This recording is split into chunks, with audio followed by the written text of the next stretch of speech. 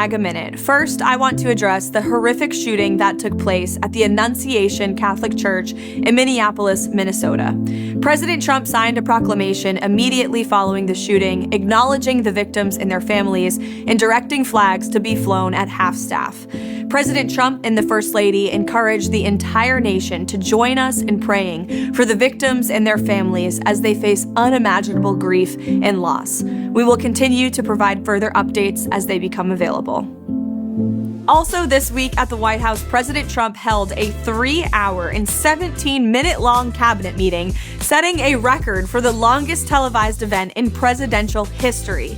He also hosted the South Korean president in the Oval Office, as well as the Abbey Gate Gold Star families, after which he signed the first ever proclamation to commemorate the sacrifice of the 13 brave souls who lost their lives on that tragic day.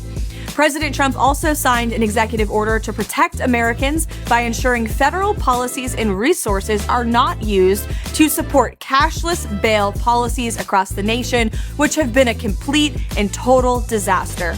And the president's crackdown on crime in Washington, D.C. is working. Total crime is down almost 20%.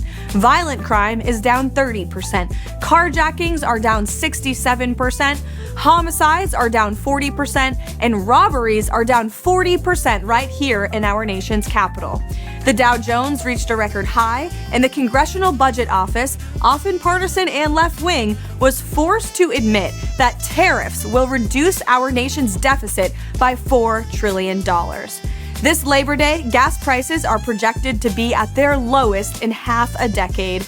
And First Lady Melania Trump announced the Presidential Artificial Intelligence Challenge, inviting K-12 students and educators across our country to participate.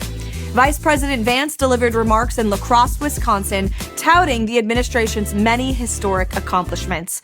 And finally, amid pressure from President Trump, Cracker Barrel announced it would revert back to its OG logo. It's been a great week, and we